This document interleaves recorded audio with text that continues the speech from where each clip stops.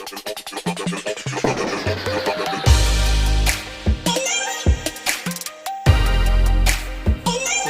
Students, this is your beautiful channel mathematics का। तो basically आज हम करने जा रहे हैं क्वेश्चन नंबर 4 एक्सरसाइज 8.1 का। तो इसको ध्यान से देखना। ओके, सॉल्यूशन स्टार्ट होता है यहाँ से।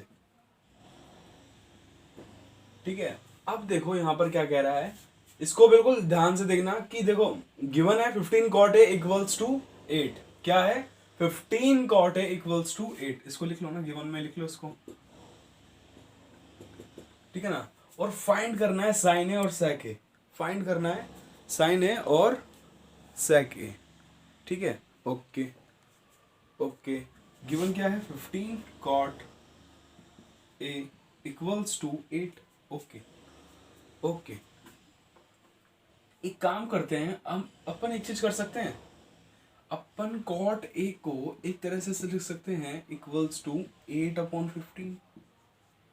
इसको ऐसे लिख सकते हैं ना भाई। अगर हम ऐसे लिखते हैं जैसे 2 into x equals to 3 suppose, तो यहाँ पर मल्टीप्लाई का निशान है, तो इसको यहाँ पे लाएंगे तो डिवाइड में, तो x इज इक्वल टू 3/2 है ना। तो ऐसे वैल्यू आती है।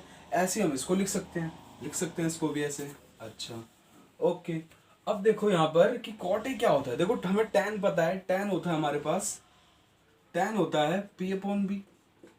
आपने मेरा इंट्रोडक्शन नहीं देखा हो तो उसको प्लीज जाकर देखना, क्योंकि अगर मैंने देखो इजीली समझाया कि इसका ये है, इसका ये है, और बाकी तो याद रखने की चीज़ है। पंडित बद्री प्रसाद हर बोले तरीके से।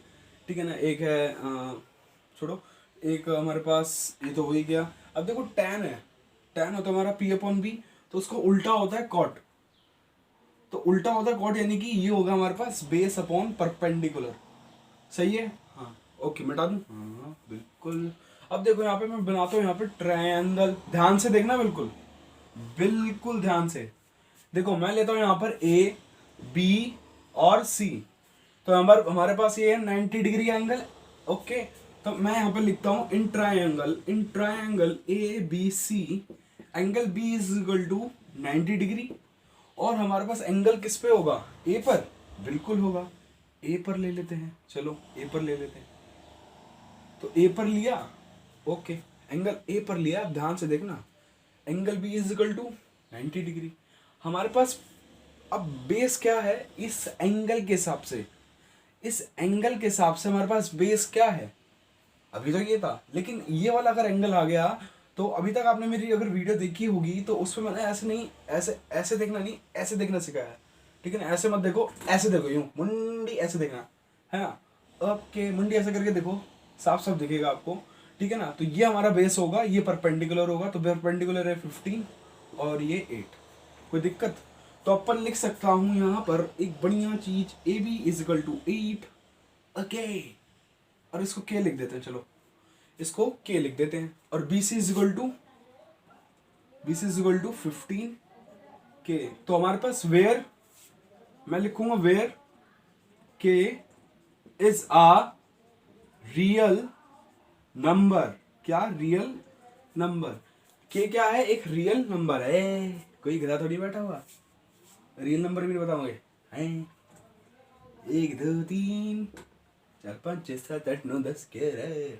ए बी इक्वल टू 8 के, बी सी इक्वल टू 15 के। तो ये सब गिवन का पार्ट हो गया। ठीक है ना। कभी भी राइट एंगल को अगर यहाँ एंगल बन रहा हो तो उसको ऐसे मत देखना, ऐसे देखना, यूं मुंडी ऐसे करके, तो साफ साफ पता लगेगा ये बेस है और ये परपेंडिकुलर होगा। समझ गए?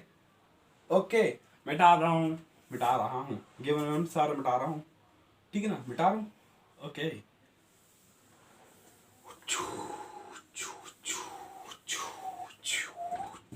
नेक्स्ट है कि अब आगे लिखो बाय पाइथागोरस थ्योरम। अभी तक वीडियो देखते आ रहे होंगे मेरी, तो वहां पे पीटी का मतलब होगा पाइथागोरस थ्योरम।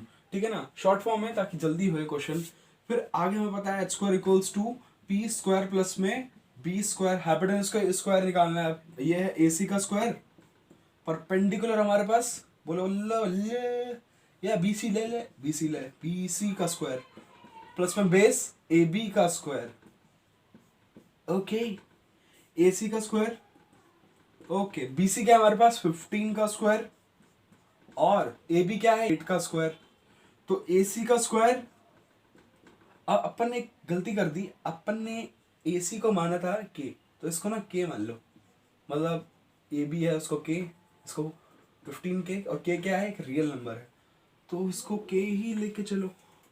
15 K का स्क्वायर प्लस में 8 का स्क्वायर, सही है। अब अपन को पता है 15 का स्क्वायर 225 होगा, ओके, और K का स्क्वायर आ गया, प्लस में ये 8 का स्क्वायर 64 होता, और यहाँ पर ये K, और ये K का स्क्वायर होता, सही है। और ध्यान से देखना, अब इसको प्लस करूंगा तो मेरे पास जो आएगा वैल्यू, AC का स्क्वायर इक्वल्स टू 289 K का स्क्वायर, सही है। अब इस स्क्वायर से ये स्क्वायर कट जाएगा, देखो कैसे, AC equals to under root 289 K का स्क्वायर, अब इस स्क्वायर से ये कट गया। अब एक चीज का ध्यान देना कि ये K का स्क्वायर था ना, उस पे से अंडर रूट हटा है, ना कि ये 289 पर से, तो अपन को ऐसे लिखना पड़ेगा इसको 289 और K, ठीक है ना। और हमें पता है 289 किसका स्क्वायर होता है, 17 का स्क्वायर होता है, तो अपन को मैं यहां लिख अपन को नहीं, और 289 को यहां लिख रहा हूं 17 अंडर रूट, ये आ गया ऐसे कुछ, ठीक है ना। AC का यहां पर वैल्यू आ गया 17K, क्या आया, 17K, सही है। समझ रहे हैं ना कि पाइथागोरस थ्योरम से यूज करा हमने, फिर यहाँ पे वैल्यू पुट करी 8K और 15K, BC और AB की जगह, उसका स्क्वायर करा, यहाँ पे K का स्क्वायर, फिर अपने AC का स्क्वायर, देखो यहाँ पर अंडर रूट ले जा रहे हैं तो यहाँ पर ऐसे पूरे पे है ये, ठीक है ना। तो इस स्क्वायर से देखो, तुम बोलोगे कि इसके साथ जुड़ा हुआ है, लेकिन K पर स्क्वायर है, K पर स्क्वायर है, तो स्क्वायर से अंडर रूट कट गया, स्क्वायर से अंडर रूट कटा है, लेकिन K पर से अंडर रूट हट गया, इसलिए मैंने इसको बाहर लिखा। और अंडर रूट 289 का स्क्वायर क्या होता है, 17 होता है। तो अब तक तो समझ में आ गया होगा, बस समझ में आना चाहिए, ओके ओके, समझ में आना चाहिए, बिठा रहा हूं, बिल्कुल बिठाओ भैया, ओके। अब देखो नेक्स्ट है कुछ नहीं, अब नेक्स्ट जो पार्ट है हमारा, कैसा सामने पढ़ना इना आ साइन है फाइंड करना। तो साइन है क्या होता है हमारे, देखो साइन होता है हमारे पास P/H, ठीक है। तो यहाँ पर देखो परपेंडिकुलर क्या होगा, ए एंगल के हिसाब से, ये रहा यार 15K, और हाइपोटेन्यूज ये रहा 17K। अब तुम्हारी मर्जी, हटा दो उसको K को, और ये हमारा आंसर, ठीक है ना, ये हमारा आंसर, ठीक है ना। और हमारे पास सेक ए बचा है, सेक ए, तो यहाँ पर सेक क्या होता है, कॉस का उल्टा सेक होता है, तो कॉस क्या होता है B/H, तो उल्टा उसका हो गया, अब कॉस क्या होता है B/H, है ना, तो H/B लिखा। हमारे पास अब आया हाइपोटेन्यूज, अब ये हाइपोटेन्यूज है, ओके, वो है 17, इस एंगल के हिसाब से देखना भी है, तो बेस क्या होगा, ये रहा 8K, तो हमारे पास ये आ गया 17/8, ठीक है ना। तो आई होप आपको ये एक्सप्लेनेशन समझ में आया होगा, ठीक है ना। तो कुछ नहीं है, अब बस हमने पाइथागोरस थ्योरम से अपनी ये वाली साइड निकाल ली, ये वाली साइड निकालने के बाद हमने साइन ए और सेक ए फाइंड कर लिया, ठीक है ना, साइन ए और सेक ए फाइंड कर लिया, तो आप इसको नोट कर लीजिएगा, और ये हमारा परफेक्टली आंसर है, ठीक है ना, ओके। तो पढ़ते रहिए, मुस्कुराते रहिए, और खाते पीते रहिए, बाय बाय।